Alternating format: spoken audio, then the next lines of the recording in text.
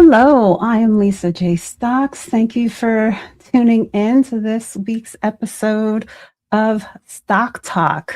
Thank you for those of you that are here on a regular basis that have been subscribed to the channel. Thank you for always taking some time out of your Sunday, out of football season and all the things that go on year round.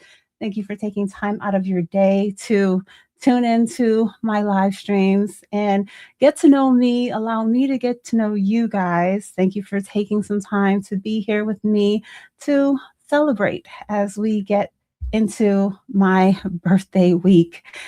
Happy birthday to all the fellow Capricorns out there, like Chad and Sledge. And today we're going to be going over some regular stock talk in addition to celebrating me.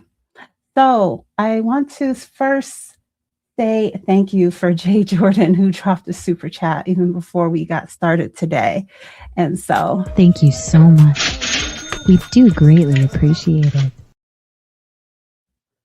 Much appreciated as always, Jay. Thank you. So let's get started with today's topic. And if you are new here and you enjoy what you hear, if I come across the shorts feed and you've never seen me before and you enjoy this topic, make sure you subscribe, hit that notification bell. I go live every Sunday, 3 p.m. Eastern Standard Time, as much as possible every Sunday in that same time slot with some other pop-up lives. Now, today, my topic that we're going to start off with is going to be, how would I invest $500?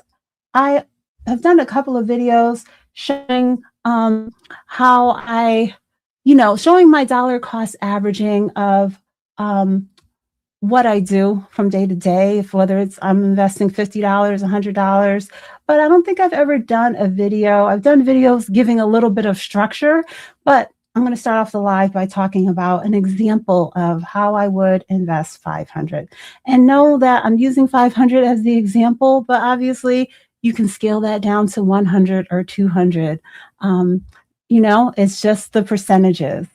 And so, like that here. Oh, thank you, Anthony. That's not stock talk, but thank you. Thank you, Dr. Ninja and Nora, everyone who's tuned in so far. Like I said, thank you so much to the Jay Jordan and everyone that is in the chat. First time here, thank you. Chad, I think that you're a Capricorn like me. I hope I didn't throw you in there accidentally. Okay. So now let's get started with this $500. We're also going to touch on 2026, getting on track with our budgeting and our debt, staying consistent and not emotional when it comes to our investing, and building good habits that we should be, kicking off every year, every month with. And so let's get started with this to $500 investment. Now, like I said, scale this. Don't hold on to the numbers that I'm using. The investments that I'm using, we definitely don't need to be concerned with the price of the investments, because we can buy fractional shares. We can buy $1, $5, depending on, where you're investing at. Nothing is going to hold us back from building our portfolios and getting started. So first thing I would say is that I'm not talking about invest $500 and it's going to turn into $5,000 in no time. We have to give our investments time. We have to give intention and do the work before we decide what we're going to be investing into. And so I want you to, if you're newer to investing, realize that the markets go up and down, and we have to be ready for that, and we have to be patient. And when it comes to our investment accounts, we have to decide what are our goals when it comes to investing and saving, and making sure that we have all of those different accounts set up so that we're not looking at the account intended for retirement for anything other than its intended purpose, along with all of your other accounts. All right, so the $500 breakdown. I'm going to start with $300, 60% of that going into a core foundational investment. At the end of this video, I'm gonna hope that I'm gonna redirect you over to take a look at my video, not actual redirects, but I'm gonna try to remember to share it. And one of my foundational investments that I just shared an update video on is the S&P 500. So that's where I'm going to encourage you, not financial advice, but in order to give your portfolio stability and structure, steady dividends, something that you don't have to worry about rebalancing or anything like that, because, it's going to, those funds that we invest into, they're going to be adjusted accordingly, according to whatever the structure of that fund is. If it's the momentum score, if it's the market cap, if a fund is not performing up to the standard, it's going to be removed automatically and adjust for us over the years. We just need to find the right funds that is in line with what our goals are. So two very, very basic investments that I think can be your foundation for your portfolio would be a total US stock market or an S&P 500. So an example of that would be a VTI, a VOO, a SPYM, something like that. If you're doing this in your retirement account, FXAIX is one that I have a pretty built up position for, and that is, strictly for retirement. That I'm holding over at Fidelity. That is a Fidelity mutual fund. And so after that, foundation, and depending on where you're at in your stage of investing, you may not want to go on to these next stages that I'm going to get into right away. You could start off 100% focusing on that and foundational investment. But okay, so if you are ready and to move on to the next step, what I would do is with my next 20% or $100 out of this $500 that we are investing together, I would bring in something with higher growth potential. And that would be something like SPMO. Now, that is a fund, and these are just examples. So this is our next 100. I'm going to give 4 examples for this area. If you wanted to do 25 into each, or if there's one that particularly resonates with you, you can do $50 or your whole $100 into something that has additional growth. And I'm going to start off with SPMO, and that is Invesco's S&P 500 momentum ETF. Now, this has a stronger, higher performance than the S&P 500 itself. And so I want higher growth, and this also depends on your age and your risk tolerance, this structure that I'm giving. This is something that works for me right now. This is something that I would even still be doing. I would definitely be doing for a young person. I would definitely be doing for like my daughter, anyone in their 20s, younger like that, 20s, 30s, 40s. I think that these funds get too conservative. But let me try to stay on track with giving you the breakdown of the portfolio. So we're on our 20%, $100, and the first thing I'm going to share is a fund like SPMO, Invesco's S&P 500 Momentum ETF. So this has usually has a higher performance than the regular S&P 500. Another one that we can incorporate in this area, this is momentum. Another example I was going to share is VUG, and that's going to be for growth. Again, 96%. Let's put in VOO so that we know for reference what the performance is. So 5 years on VOO is 84%. So then SPMO, 5-year is 129%. And then a VUG, which would be a growth fund for our example in that spot, that's at 96. So we see we have our stability with our basic foundational investment. And then I would incorporate some of these other funds for additional growth. So an example of a sector ETF that I'm going to share, and I'm going to share a semiconductor ETF, but like I said, you have to tailor this to what you want to have exposure to in your portfolio. And that could be healthcare, energy, whatever it is. So we're going to go over to SMH as this example, and we're going to go to the 5-year on this one also. And we see this fund is up 232% over the last 5 years. Now let's move on to one more area that you can think about in this, and that is going to be dividends. And I'm going to use DGRO for an example.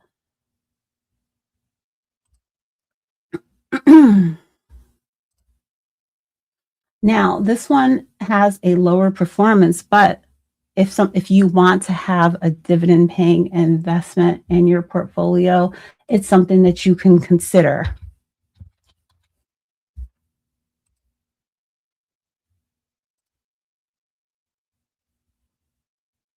And it has a higher return along with those dividends than, for example, an SCHD, which is only up 30%. So that was just touching on a way to start to build your portfolio. Now, like I said, you can just stay at level 1, or you can do a combination of that level 1 and level 2 by incorporating your basic foundational ETF and then bringing in, instead of 100, you could do 200 into some more aggressive, more specific, sector focused ETFs or something like that. And then if you want to, and you are ready to, start to incorporate individual stocks. Let's talk about that. And that could be your last $100 if the direction that you want to do. If you're ready to expand beyond just being in funds, those baskets of stocks that, rebalance themselves and kind of make it more beginner friendly and easier for you to get started with. And I'm going to touch on a few points that I want to make sure that you take into consideration when choosing your fund. And let's see, Nora's in the chat talking about Tesla. I didn't use Tesla as one of my individual stock examples, but let's get going with that. So $100 into some individual stocks. And these are going to be blue chip stocks with, a substantial market caps, companies that we know, and we can see that they are on track to have continued strong revenue that have been around for a while. And so with that, you have to decide, what are you, let's turn this phone off so it's on silent in case. What exposure do you want to get?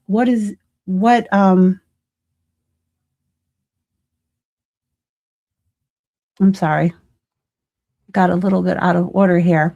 What exposure do you want to get in your, out of your investments? I'm going to give a few examples here. Let's see. First, let's use Microsoft as our example. And this is a company. I'm actually holding this one in my portfolio. Let me remove this. So this is Microsoft. Microsoft is currently $479.28 a share. Over the last 5 years, up 125.3%. Now, like I said, this is going to be, we're using $500 for this. So out of that 500, we were going to use 100 for individual stocks.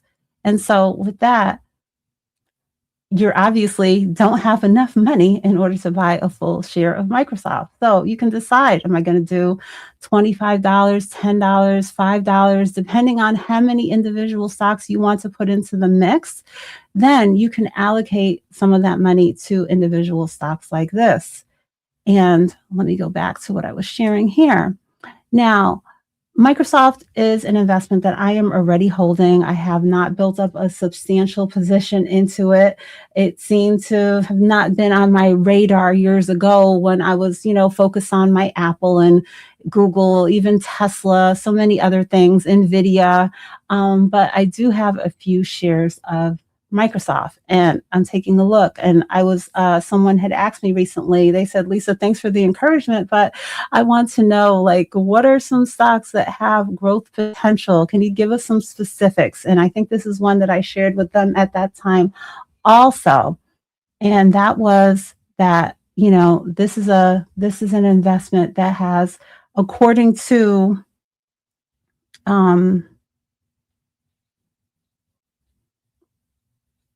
I'm sorry, guys, give me 1 second.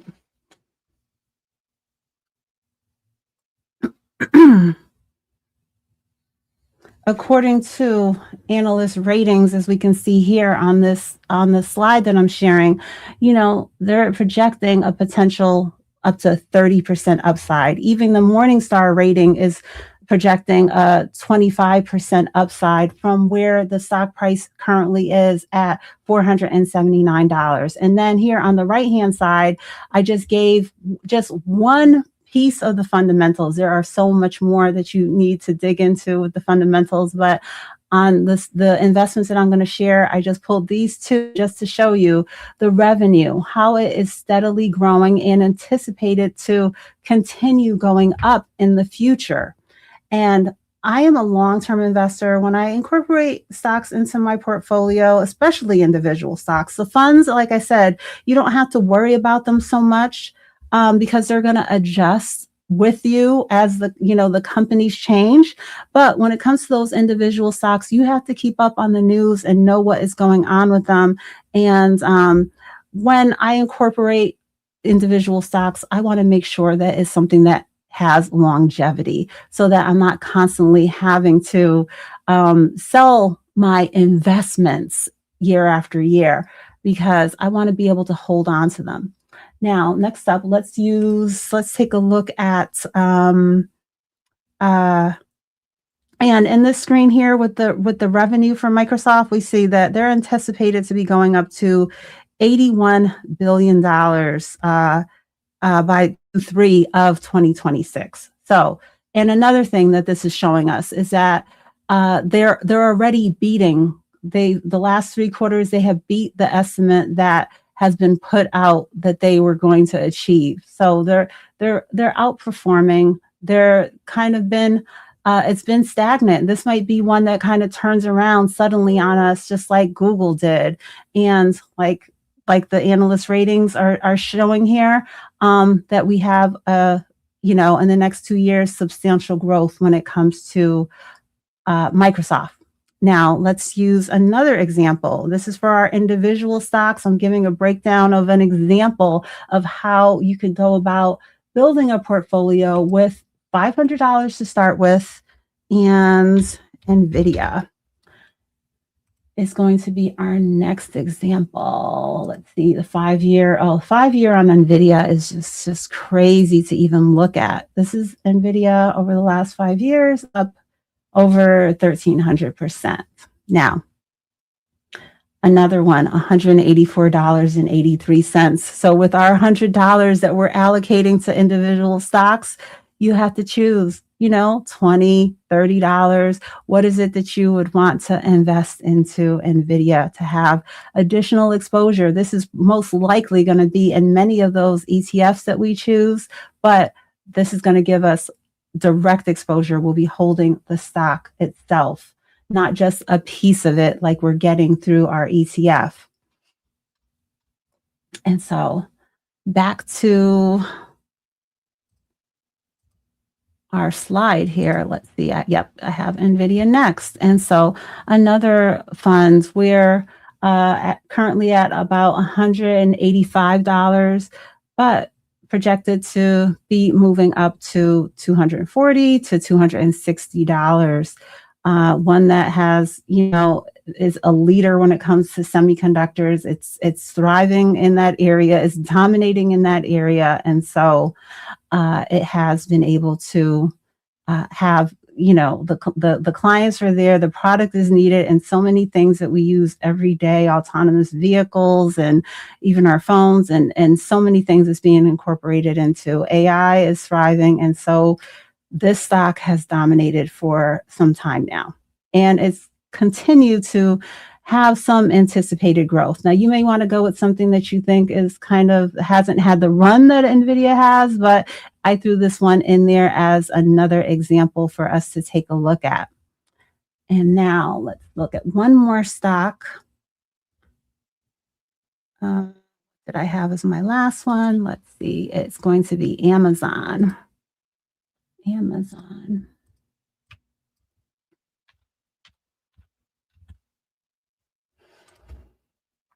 All right. Amazon. Let me remove this. Amazon over the last 5 years up about 60%. Now, the growth in Amazon has been kind of slow lately, but like I said, this might be an opportunity for us to build it up, because it could be one that over the next 2 years will start to thrive and pick up, just like Google did for us. So currently $247. Go back to what I was sharing here. Not as a substantial upside listed right now, but this is just a projection for the next 12 months. It's Amazon. We see this constantly. We know what they do. We know that they are expanding with, into pharmacy, their AWS and so many different things. And so we know it's a company we all know and use, and we can see that they are on track for continued growth. Now, when it comes to retail, it's going to fluctuate depending on the time of year, the season, and things like that. But another company with, they're getting into car loans. I think that's what Joe is sharing here. I was not familiar with that, but just a few examples of some individual companies that you can consider for your portfolio. So guys, let me know what your thoughts are on investing into individual stocks. What individual stocks that you've incorporated into your portfolio are really thriving, and you're glad that you've had the patience to hold on to them for a few years. And let me go back through to, again, Jay Jordan dropped a super chat even before we got started today. Thank you for that. Thank you to Joe for being one of my longest standing channel members at 16 months. Nora also has been a channel member pretty much from the beginning, and thank you for that super chat. Happy birthday to you also, Sledge. I see you got the little goat up there for us, and thank you for that super chat.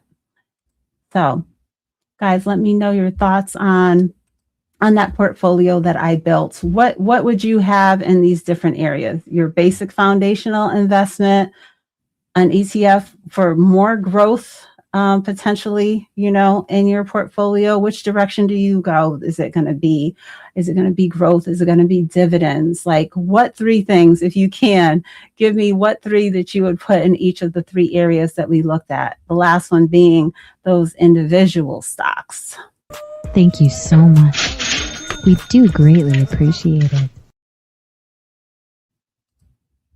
So let me go back to lost it. Let me go back to the comments. Make sure y'all hit the like. Okay, yes, make sure. And if you're not already and you're enjoying this conversation, subscribe. Walmart is my only individual stock. I won't make some money back from them. Yes.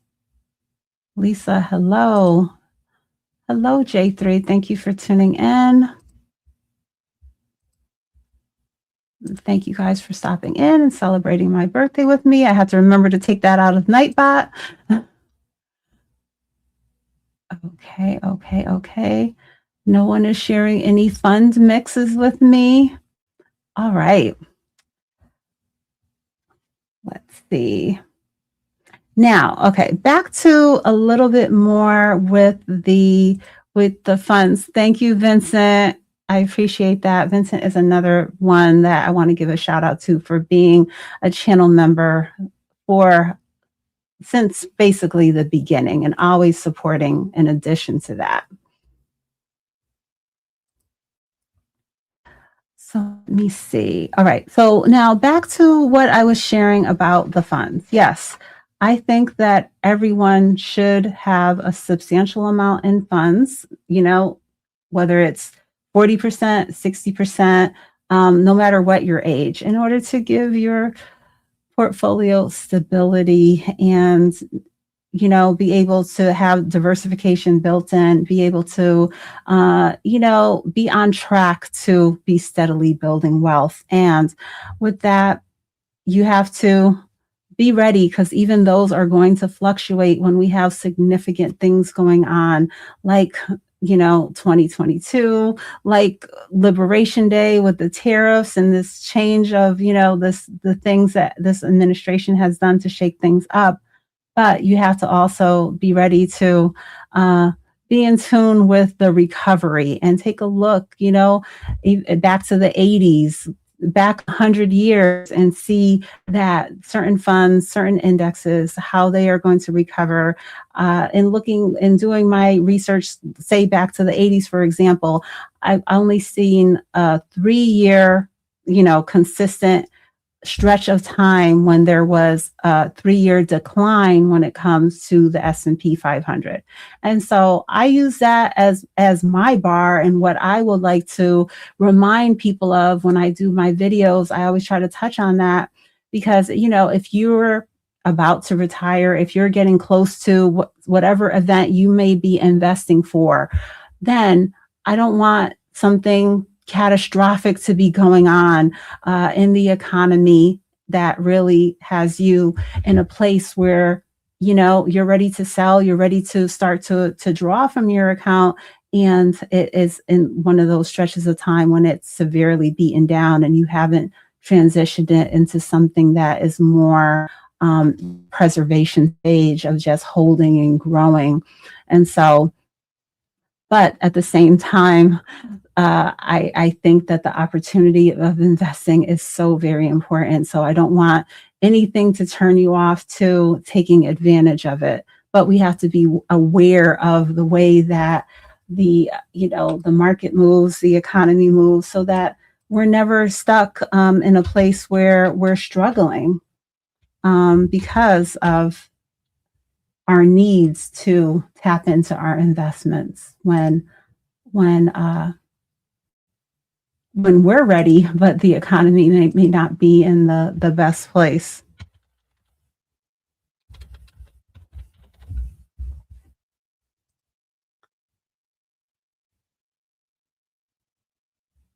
So I'm putting a couple of things here on the chart just to show you that, okay, whether it's, let's put one more thing in here. Let's even put NVDA, the largest company in the US. So what is this on? Maybe I should remove this.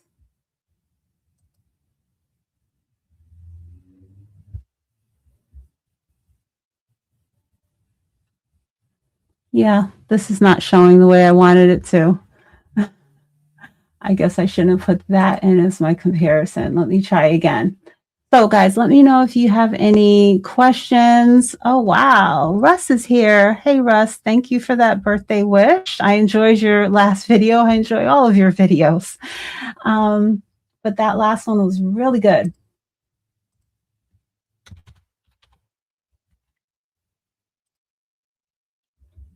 Let's see. All right. So I'm going to just try to throw a few funds, a few stocks onto the chart because why does it seem like every time I'm trying to put something, it's not looking the way I'm expecting?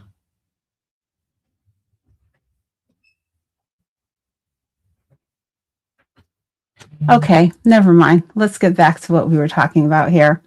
What is Russ's channel? Russ's channel is Dapper Dividends. I can share that with you later, Daryl, if you miss out on it. Okay. Lisa's happy birthday. Okay, so let's see. We got a funds mix here. 60% into VOO, 30 into NVDA, and 10 into Bank of America. Okay. Yeah, those bank stocks. So what are your guys' thoughts? I know, listen, our president, he just says what he seems to think that he runs the world and can do whatever he wants to do. But did you guys see in the news how he says that he wants to have the cap on credit card interest rates at 10% for a year? And are you guys wondering when we will, if we will, get our $2,000 stimulus, as far as I guess they're calling it the tariff stimulus? Do you think that those two things are actually going to happen for us? Now, I mentioned the 10% because I saw someone mentioning Bank of America in that mix there. What do you think? How do you think this is going to impact Bank of America and Chase and those type of stocks? I do not hold any individual banking stocks in my portfolio. I definitely have leaned towards growth and what I have invested as far as individual stocks. Our income is too high for the stimulus. Yeah, I like so many of us, we had never, well, none of us had ever gone through what we went through with lockdown and that whole situation, C-19. So I was watching the news, and I had to get my head around people that were saying that stimulus was really gonna mess things up for us in the short term after, the way that it seemed many people were just thrilled to get that money, but we weren't thinking of the long term things that were going to later on impact the economy following that boost they so-called gave us.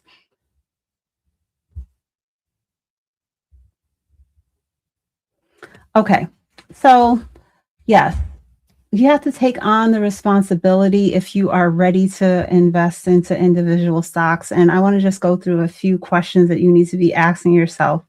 Is the revenue consistently growing? Does the company have a strong cash flow? Are they managing their debt well? And these are all things that you can see by taking a look at the analytics. And if this is something that of a level of research and responsibility that you don't want to take on, you don't have to. That's why I said, if you want to stop at the funds, at just investing into a whole baskets of stocks, you can. Does the business have like a competitive advantage, or is there a lot of competition out there where it's not going to be able to thrive and potentially be around for 10 years plus, depending on your plans for your portfolio? Do analysts see a potential upside? So those are the things, just a few points. There's definitely more, but I want you to just think. Don't just think I heard somebody talking about whatever investment at the gym or whatever at the line at the grocery store. Really, don't just incorporate things into your portfolio. Don't put them in there with no plan as to how long you're going to be able to hold it, when you potentially would take profit, because then you're going to set yourself up to lose money. My goal is to only be on track to make money. If there's something that I'm incorporating without really truly knowing the long term for this particular company, then that's trade status. And I'm not talking about trades today. I'm talking about building an actual portfolio that you can hold I don't see anything wrong with trading, but when it comes to trading, you have to, have a plan on when am I getting in, when am I getting out, potentially putting a stop loss if it is shares, of course. Definitely if we're doing options contracts, but even with your shares, having a stop loss on so that you can know that you're not ever going to be stuck holding something indefinitely, or potentially something that goes down and never comes back up again. That's something I do not want from going on in my portfolio ever. So my goal is to make my money, make more money. And the investments that I've been incorporating have truly had me on that path. And now it's not just a steady, increase up. There are ups and downs, but I want to put investments in my portfolio that I have confidence in their long-term potential. And remember, everything that I'm talking about here is related to investing, not trading. Okay, so let me appreciate that, Lisa. And not too long ago, I used to think that my tax refund was free money and not that I made an interest-free loan to the government. Yes, that is something I definitely I touched on last year. I've done a video about it. And yeah, when I was in my 20s, when I was a mom in my 20s, I used to get a tax refund. And now I have mentioned that. I don't think I've mentioned that in recent weeks, but it's a new year. We're about to start a new year. We're about to file our taxes very soon. Think back to your situation. Think back if you are in that situation where you are having to pay back a substantial amount, or you're getting, a substantial refund, whichever direction it's going. Talk to your tax professional. I am not your tax professional. In order to evaluate what you can do to avoid being on either ends of the spectrum, because we don't want to give the government a loan, but at the same time, if possible, I don't want to be unexpectedly hit with a huge tax bill that I wasn't prepared for. And so being in tune with making sure that your deductions and things are set properly, you can make sure that on a quarterly or yearly basis, you're prepared for what is to come when it comes to tax time. So guys, I have some preparation that I need to do for tax time. I am bookkeeper. I don't even know what it's called. I can't think of the name.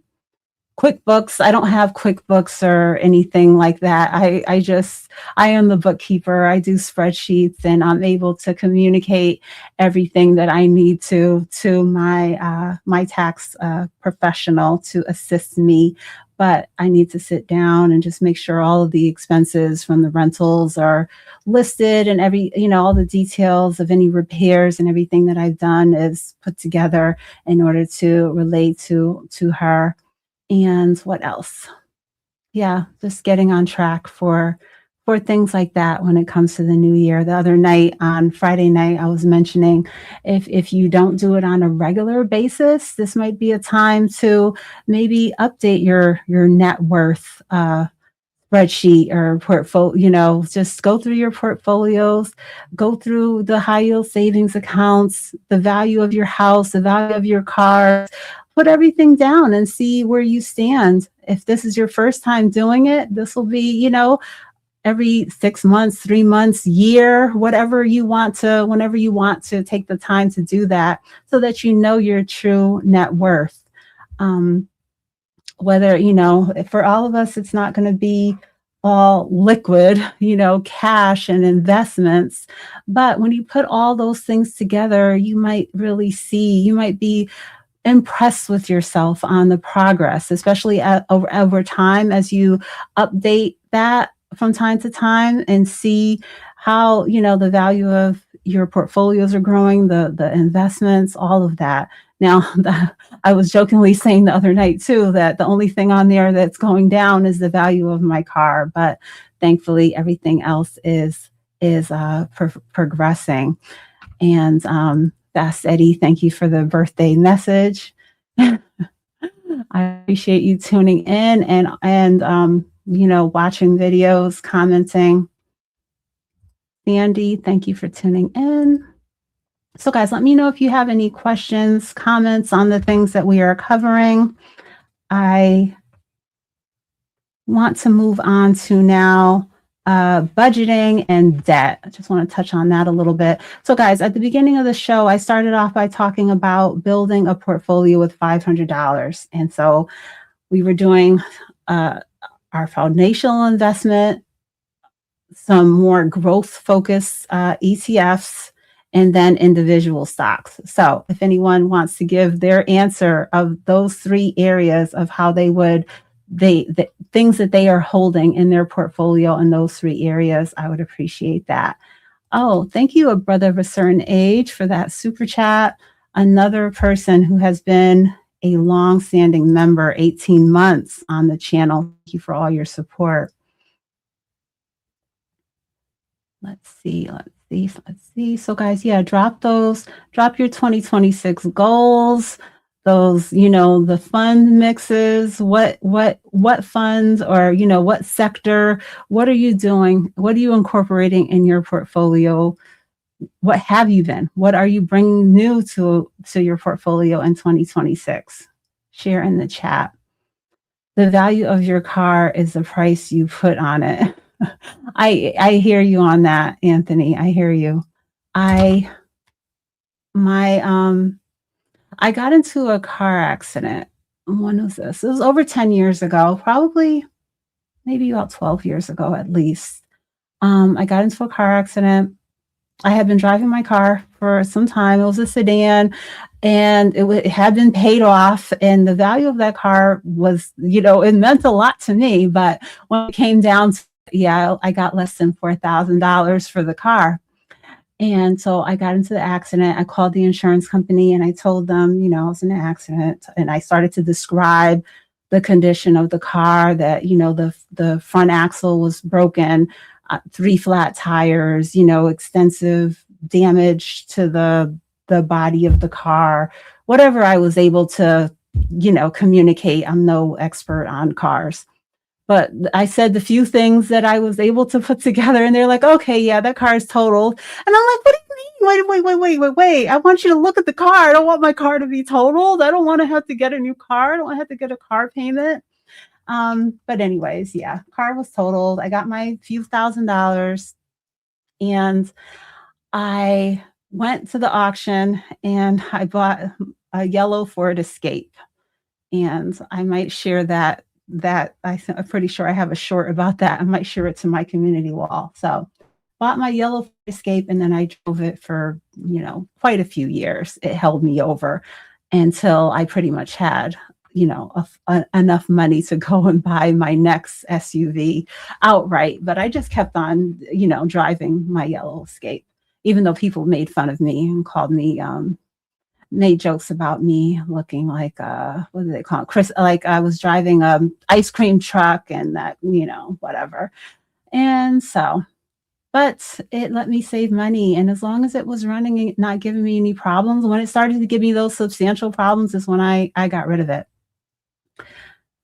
And I hope that ties to your comment of the value of the cars, but yeah, my car, it was paid off. It was running. It was not giving me any problems. It meant a lot more to me than less than $4,000.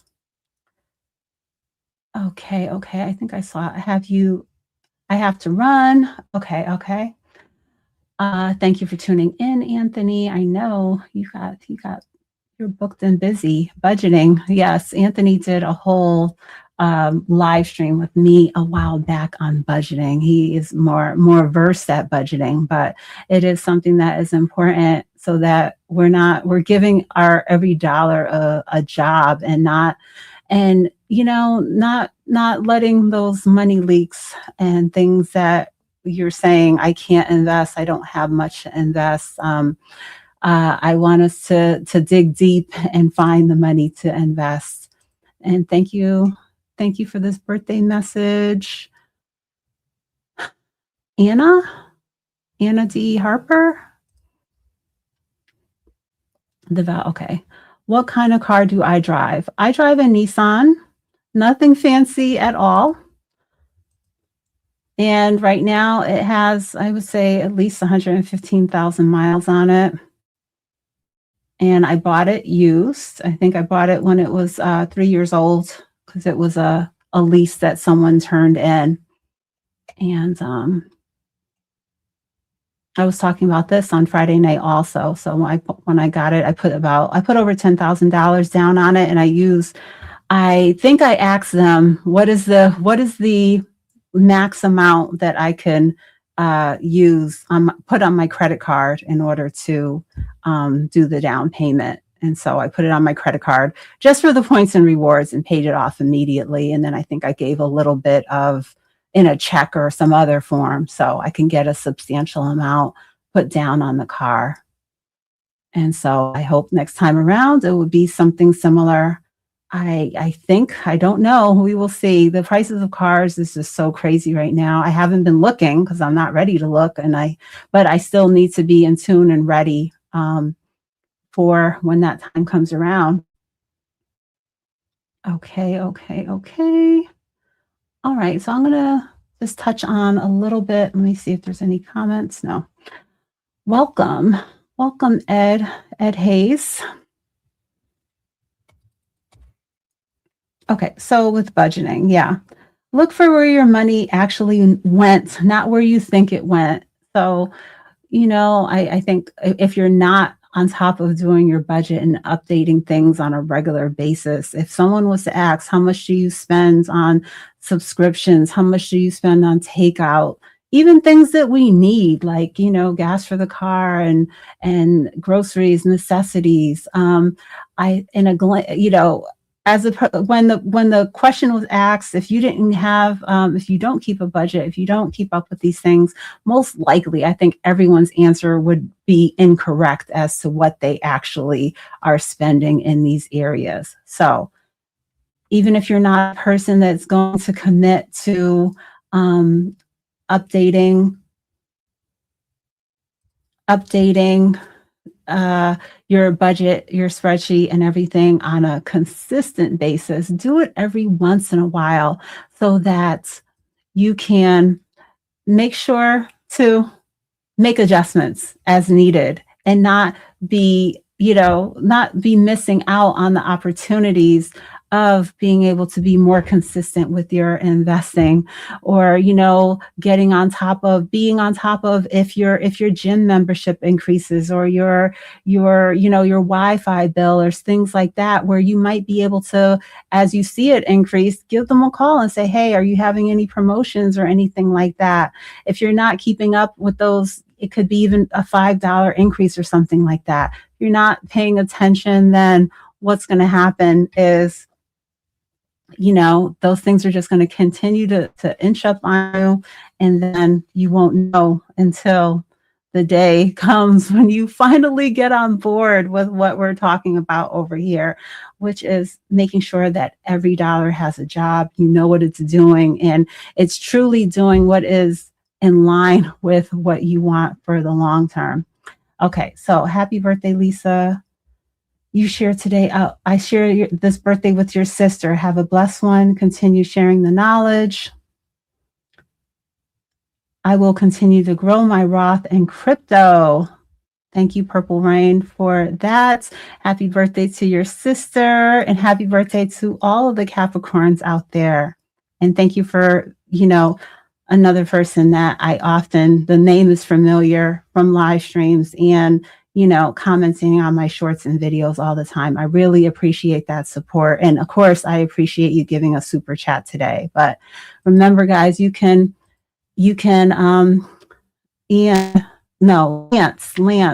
thank you for that super chat also. And guys, remember, as you watch my videos throughout the year, the shorts, anything, just leave me an emoji, leave me a comment. Make sure you're making sure to hit that like button. That's a way that you can always be showing free support and engagement with my content, so that, as they say, the algorithm knows that my content is enjoyed by the people that are catching it.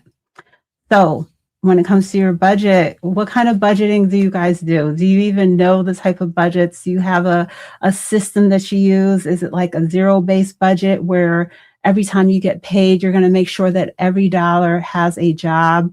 Of course, I want savings and investing to be a part of that, but do you just kind of let pay the bills and then you're not worrying about what to do with the balance that's left over after? Hopefully there is something left over so that all the buckets are getting hit, especially, like I said, saving and investing. But are you left with any money that you're on a regular basis not having assigned to something? Is there always like a little bit of a balance left in your checking account? So if so, maybe that's a place where you can increase your saving or investing to make sure that what I'm trying to drive home here, that every last dollar that is, under management of your household has a job to do. And so another way that you can structure your investing is by having a 50-30-20, and 50% for your needs, 30% for the wants, and then 20 for saving and investing. And depending on where you're at with, both of those departments, sometimes I had gotten to the point where I really wasn't doing any saving because I felt that my savings account was substantial enough. And so I was just focusing on continuing to build up as far as investing. But I know we're all in different stages here, and I don't want to. I want to make sure to send out messages to everybody in different stages of life. A while back, when I had a guest on that was talking about credit primarily in that discussion. I made sure to ask him to share about refinancing your car loan, as someone had asked, and I gave a story just a little while ago about my car, and someone was saying, I know the car loans are getting even crazier. Some are 6 years and, hundreds of dollars, $1,000 car loans and stuff like that. But I wanted to bring up that topic, and that's not what I want for us. I don't want us to be in debt because of a car and our saving and investing not, flourishing. But if that's the situation that you're in when you discover my channel and you've never heard about refinancing a car, I want you guys to hear things like that and think about things like that. I had never really even thought about it. I thought about, you refinance your mortgage. I'd heard about that much more than I've heard about refinancing a car. So, depending on when you bought the car and how many years you have left, that's another thing. I don't, ideally, I wouldn't want you to be in a 6-year car loan, but if you are, and with a substantial interest rate, have go and ask, do some inquiries, and go to the credit union, go to different lenders and see what you can do to improve your financial outlook as far as getting that car paid off. And same thing with your credit cards, making sure to take advantage of balance transfers, making a plan on getting yourself out of debt. Whatever stage you are, I want you to get yourself on track where you're, not spending all this money on cars and high interest credit card debt, so that we can be on the path to focus on our investing for ourselves, bringing our kids along on this journey with us, all the things that I'm always sharing over here. So let's get ready to kick off 2026 strong, continue on the same path. Thank you for the birthday wishes so much. Thank you guys for tuning in. I'm not a football fan, so thank you guys, but I do appreciate you guys, those of you that have me on along with football and whatever is going on throughout the year, that you take time to make sure to catch a replay or tune in along with whatever else is going on. So yes, when it comes to that debt, definitely pick the method, and everything is not a one size fit all thing. You know, I have a preference of, when it comes to debt, going with the highest interest rate first, but you have to do what motivates you. Just like with the budgeting, you have to do what works for you, and whatever you're able to stick with is what I want you to do. But do something as far as taking a notebook, writing down your take a couple of months, write down all of your expenses, see where you can make some changes. And from there, do better, make improvements on anything that you see that is an issue when it comes to your budget, when it comes to your investing, your savings. And so let me take a second to go to the chat. Thank you, Marty, for tuning in and commenting. And thank you, Lance, for the $20 super chat. Grade you. Okay. So we have VINIX, we have SWPPX, and in the Roth. Okay. So we have SCHD, SCHG, SCHX in the taxable account. I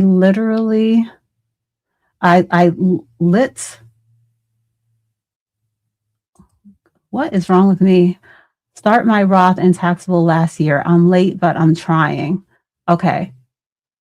There's a word in there I can't make out. I'm sorry. But we're going to take a look. I don't know all of these funds off the top of my head. I know SCHD. I know SCHG. So SCHG would be similar to the VUG example that I used earlier. So that's a growth fund. SCHD, I threw that one in there too, along with DGRO. So that's your dividend investment. And then SCHX, I do not know what that is off the top of my head. There are so many different funds out there. Okay, let's remove this for a second and put this up. So that is the Schwab US Large Cap ETF. Okay, so this seems like it would be similar to my FXPGX. So a more concentrated into, instead of the S&P 500, maybe a top 500 fund. Let's actually put it in here and then we can see. Oops, what's going on? This tab doesn't want to work. SCHX.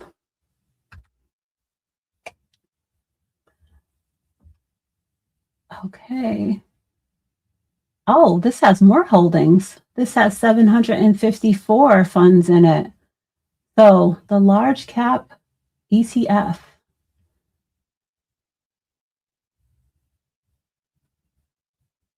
Okay. Yeah, lots of exposure to technology. And the 5-year performance. Yeah, not too thrilled with this SCHX. I think I definitely like the SCHG out of these three. You know, it depends on your age, but I'm feeling the SCHG the most out of that category. If you're striving for growth, the SCHD, I think that I'm in a place right now where I think I want to dial back on my focus of dividend paying investments. Those that are really specifically for dividends, like Realty Income, SCHD. My Main Street Capital, I don't really have any complaints on that one, but I'm more focused on growth stocks for now, because I want to be in that building stage for now and continue to have my portfolio thrive, along with my foundation of my S&P, which is substantially into FXAIX. And so I think the SWPPX is also if it's not, SWPPX is an S&P 500 investment, just like I am in with FXAIX. So that's the one at Schwab. Oh, I forgot you all I was sharing the screen. Okay. So that's the one at Schwab, whereas mine is at Fidelity. I guess the only, if that Schwab is where you're at, I think that is probably the best suited fund for, you know, stability of your portfolio. And then VINIX, let's look at that. And then we will be,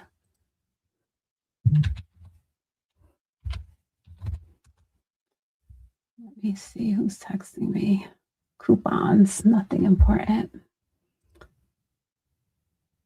Vanguard Institutional Index Fund. Okay.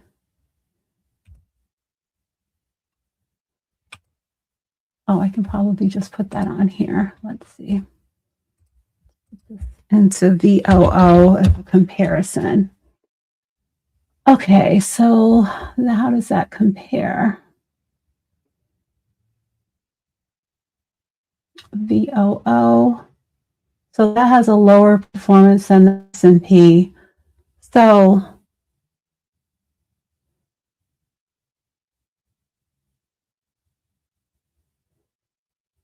why did you go with the VINIX? Is that something through your employer? Is there anything else that could potentially have a higher performance that you can go with instead? That's my thoughts. I mean, pretty good performance for the long term, but depending on your age and your risk tolerance, I would definitely strive to make sure that you're in low expense ratios, the highest performing performing funds possible. I've been in that situation where, I'm sorry, I let the chat get a little bit behind me. Okay. It was the best. It was the best my employer provided. Okay. Are you still with that employer? Do we have to leave it in that particular account? That's another thing I like to touch on. Once you're not with that particular employer, remember you can transfer. Make sure you do it in the right way. As far as if you're changing brokerages, open a new account at the other side, have one brokerage company send it into your new IRA created at the other, make the right steps. Yeah, unfortunately, you're still with the same company. Okay. Yeah, maybe take a look. Maybe I don't know if we have the option of, talking to HR and seeing if they do a yearly meeting with Schwab or Fidelity or whoever they're with in order to bring some better performing funds to the company. I don't know how they go about choosing what we are limited in investing into.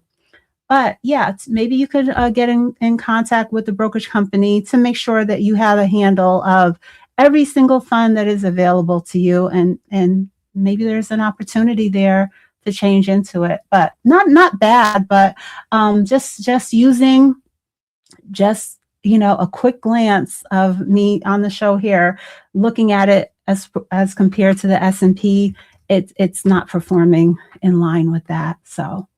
Man, we had Fidelity, but not anymore. Yeah.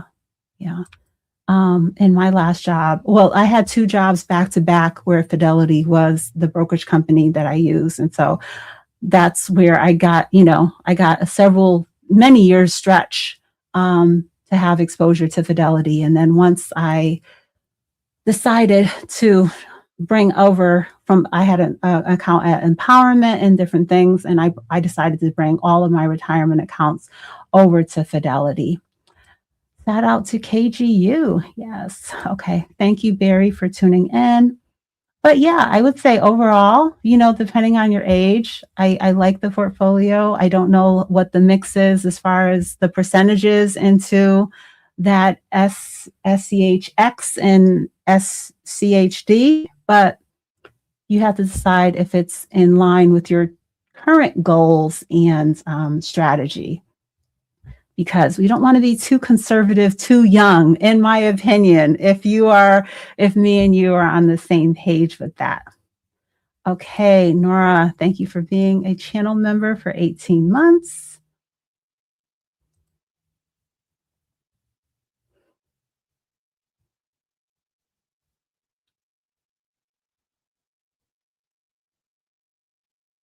Okay. Just taking a look to see. So SCHD is for the dividends, yes. But is the dividends worth it right now? I don't know how much you have in it, like I said, but is the dividends, you have to think about this. This is what I've been thinking about in my personal finances.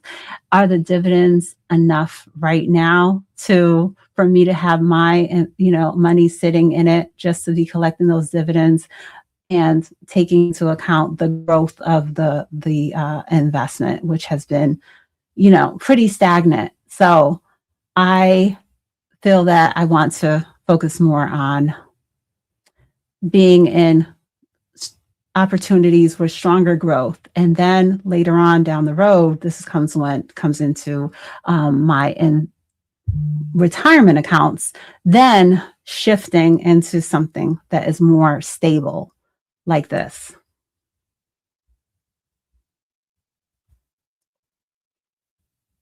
Oh, Joe, thank you for being here. Hit that like button. Guys, listen to Joe. He knows what he's talking about. Joe is another one I want to give a shout out to for being a long-standing channel member. Guys, I have channel membership. That is a way that you can support the channel, be more in touch with me, support the channel, have members only live streams. I encourage all of my channel members on whatever level to reach out to me if they want to do that. And thank you, Joe, for that super chat. I'm sorry I missed that earlier. I hope you're still here.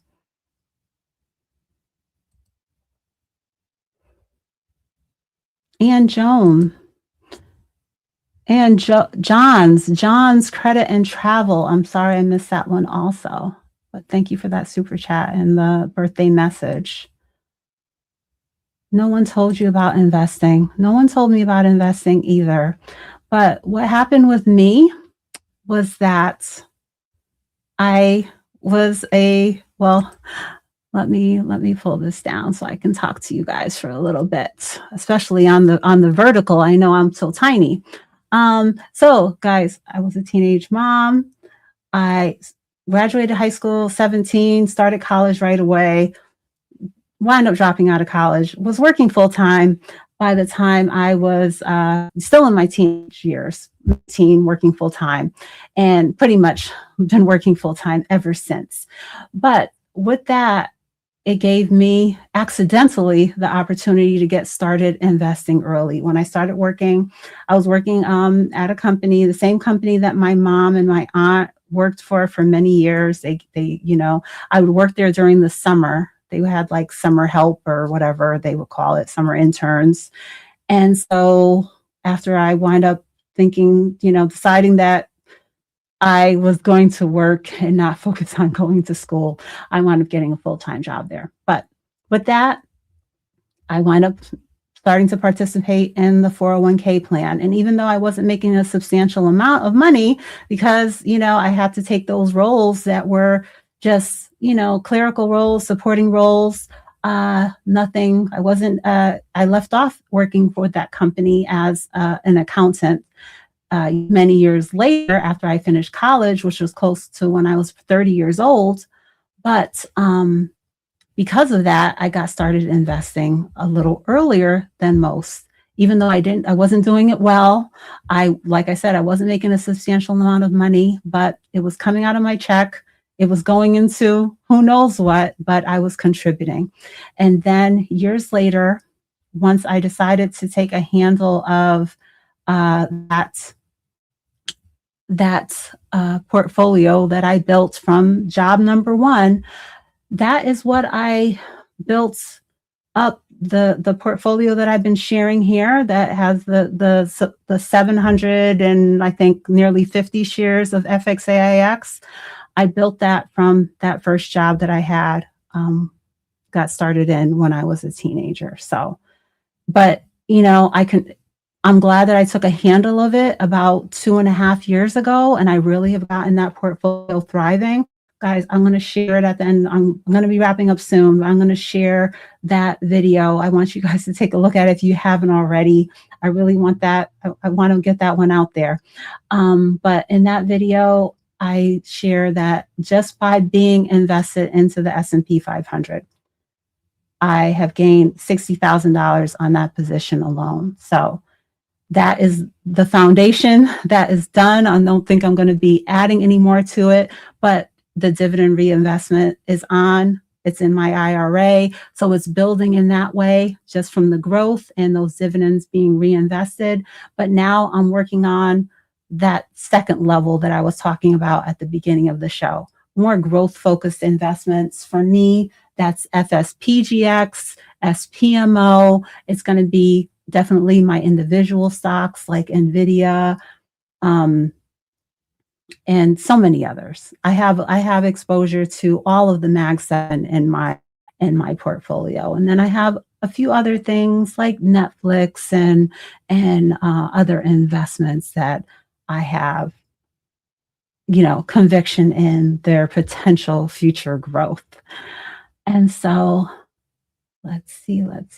My goal is to max out my Roth and 401k for the next 20 to 25 years. So yeah, it seems like you are a younger person that has, time. So, you have to do what's right for you. This is not financial advice, but just think about, you have time for growth, and don't be in that, don't put yourself in the preservation stage. So I was doing a live last night, and I have these notes from that live. So the structure that these like you go to the financial advisor at one of these big brokerage companies, and this is the way, and you may be defaulted into the target date funds if you don't take the time to choose an investment like Lance and I chose to do and get out of that fund. So the accumulation phase, they categorize that as age 18 to 40. Then the transition phase from 40 to 55. And then the distribution phase, like when you're going to be getting ready to tap into your investments, 55 plus. I don't think that these age ranges are ideal. And so I definitely I'm not trying to go by this. A lot of us are really getting started in our career, maybe even just starting to get an understanding of our investments when we are in our 40s, potentially, or in our 30s. And so how are we going to be shifting to the transition phase? We need to be building and growing. Retirement is at 67 right now. If you're 20 years away from retirement, 15 years away from retirement, we don't know what the age is going to be when our time comes around. So we have to be ready to take care of our older selves. We've paid into it. I've paid into it. I definitely want my Social Security when the time comes around. I deserve it. But how much is it going to be? A couple of $1,000s? So we have to be ready to not be completely reliant on it. If we work in a job where there's not going to be a pension, we have to just be focused on building up, just like Lance is sharing. We got to have the Roth. We got to have the 401k. We have to be building investments if we know what industry we're in, and that, there's nothing else. There's nothing else coming from, some substantial pension because we were in education or working for the government or something like that. I have not had roles like that. So I know that, I know what my goals are. And so.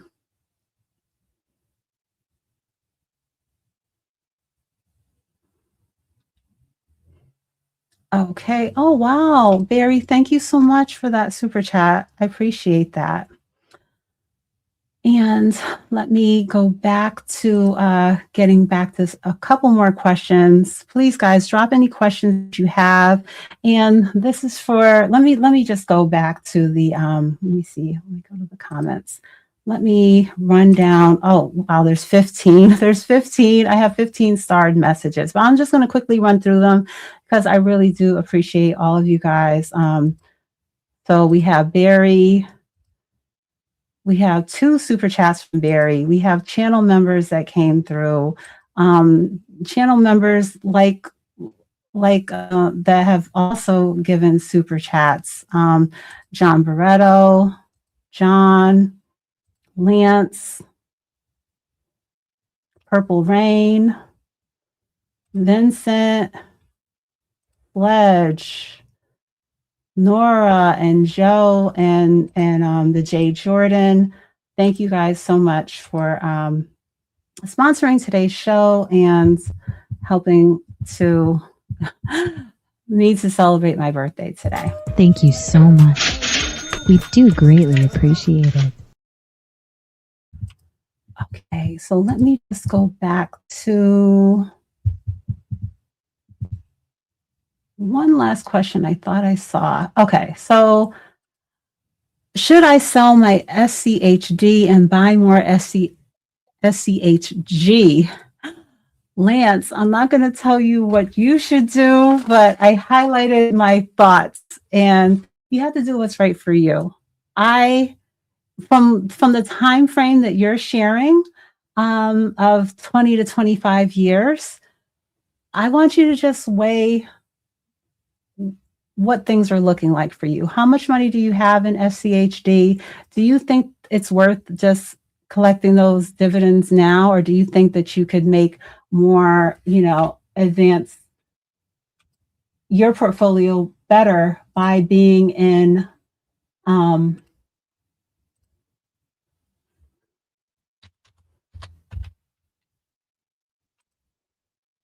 let's see, SCHG.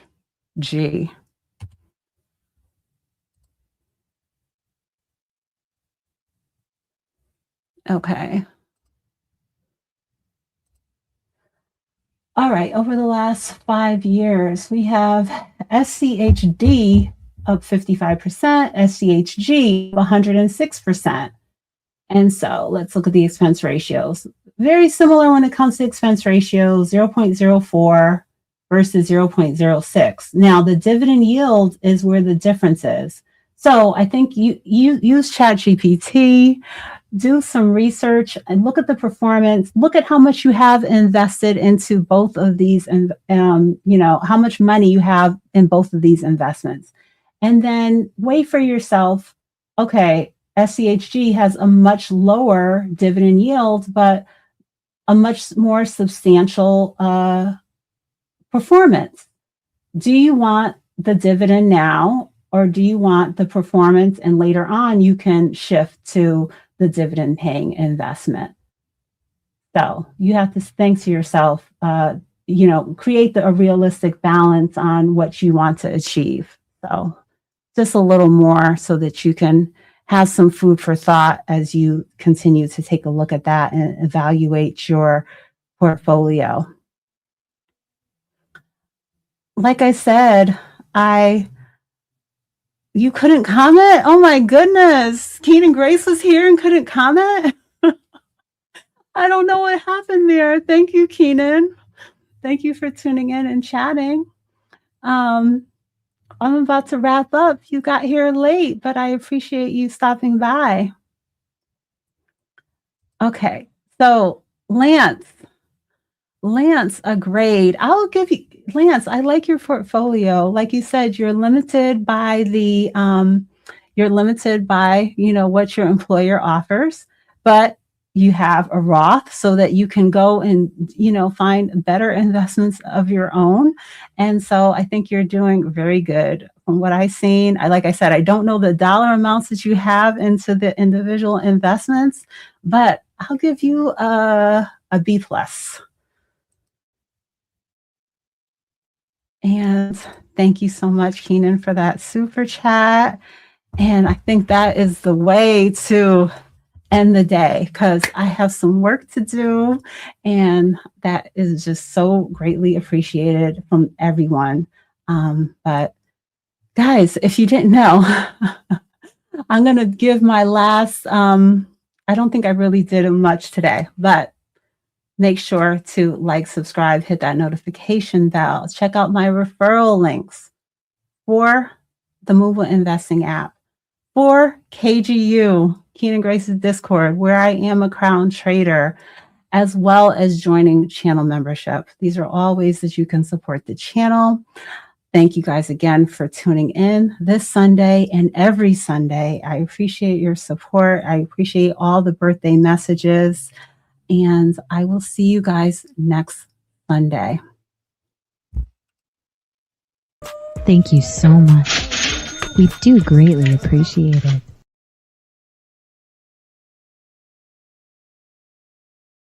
Stock it up, stock it up, stock it up.